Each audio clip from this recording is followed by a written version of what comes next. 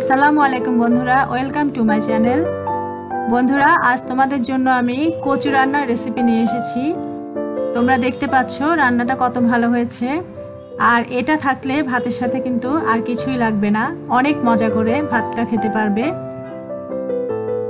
চলো আমরা রেসিপিটা দেখে নিই।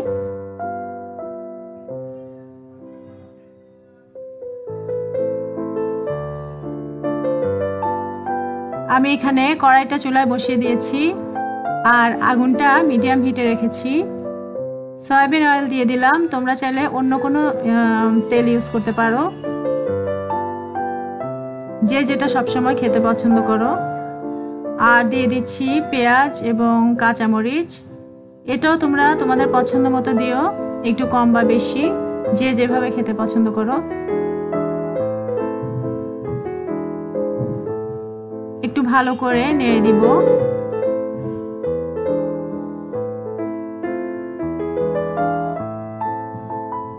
এবার অন্যান্য মশলাগুলো দিয়ে দিচ্ছি।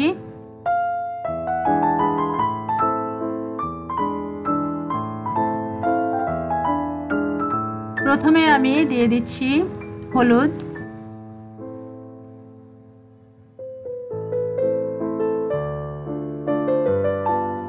দিয়ে দিলাম। এবার দেব গুঁড়ো মরিচ,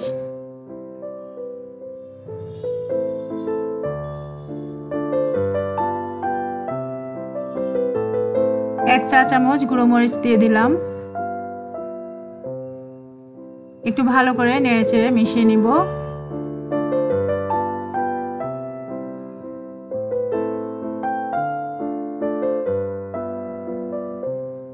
আর আগুনটা কিন্তু মিডিয়াম হিটে রেখেছি।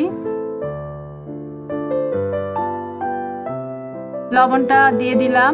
লবণটা কিন্তু আমি সামান্য দিয়েছি, কারণ আমি যে কচুর শাকটা সেদ্ধ করেছি সেখানে হাফ চামচ লবণ দিয়েছি।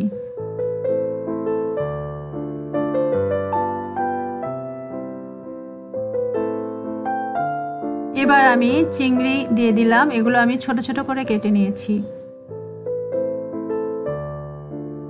একটু ভালো করে নেড়েচেড়ে ভেজে নেব।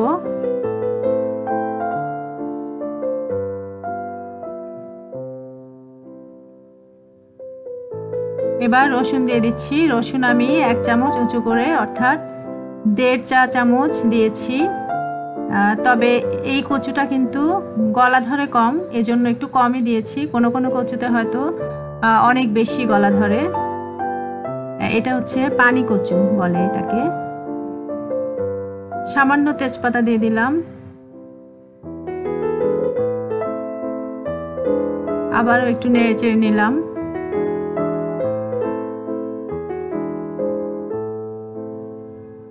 একটু 2 মিনিট আমি এটা ভেজে নেব। একটু ঢেকে রাখলাম আর আগুনটা মিডিয়াম হিটে রেখেছি। আবারও একটু নেড়ে দিচ্ছি উল্টে পাল্টে।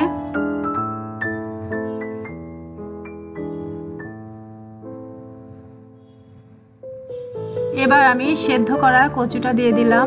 এটা হচ্ছে পানি কচু বলে একে। আর আমি হাফ চামচ লবণ দিয়ে এটা সেদ্ধ করেছি, কিন্তু এখানে কোনো পানি দিতে হয় না, পানি ছাড়াই সেদ্ধটা করতে হয়, কারণ ভেতর থেকে এমনি কিন্তু পানি বের হয়ে আসে। এটাতে প্রচুর পানি থাকে ভেতরে, এই কচুটাতে। এখানে কচুর পাতা এবং ডগা কুচি করে নিয়েছিলাম।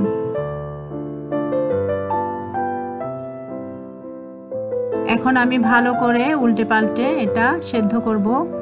আর এই রান্নাটা করতে আমার টোটাল 20 মিনিট সময় লাগবে, কারণ কচুটা কিন্তু আগে সেদ্ধ করা আছে।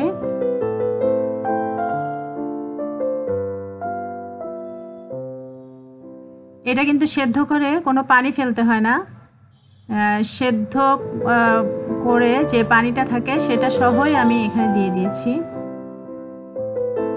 আর সাথে হাফ চামচ লবণ দিয়েছি, এটা আগেই বলেছি আমি।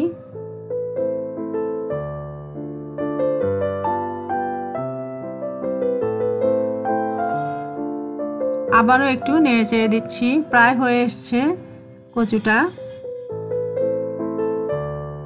এভাবে রান্না করলে তোমাদের অনেক ভালো লাগবে। আর রান্নাটাও আমি খুব সহজ করে দেখিয়ে দিয়েছি, যে কেউ চাইলেই কিন্তু তোমরা এই রান্নাটা করতে পারো।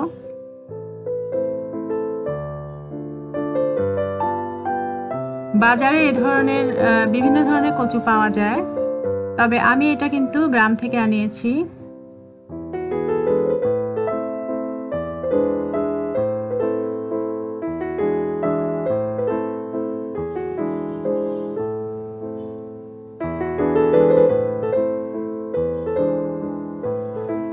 একটু বারবার নেড়ে দিতে হবে এই সময়, তলা যেন লেগে না যায়।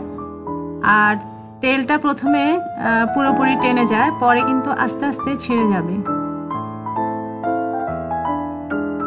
রান্না শেষ হবার পর তেলটা আস্তে আস্তে আবার ছেড়ে যাবে। আর বারবার করে নেড়ে দিচ্ছি। হয়ে গেছে কচুর শাক বলি আমরা এটাকে। এবার আমি এটা পরিবেশনের জন্য বাটিতে নিয়ে নিব। 20 মিনিটে রান্নাটা হয়ে গেল। খুবই মজার রান্না। বন্ধুরা, আমার রেসিপিটি যদি তোমাদের ভালো লেগে থাকে তাহলে কিন্তু একটা লাইক দিতে ভুলে যেও না। তোমরা দেখতে পাচ্ছ কচুর শাকটা কত মজা হয়েছে। যে কেউ এটা কিন্তু রান্না করতে পারবে এই রেসিপিটা দেখে। আমার পরবর্তী ভিডিও পেতে তোমরা আমার চ্যানেলটিকে সাবস্ক্রাইব করে দিও। অনেক ধন্যবাদ তোমাদের সবাইকে।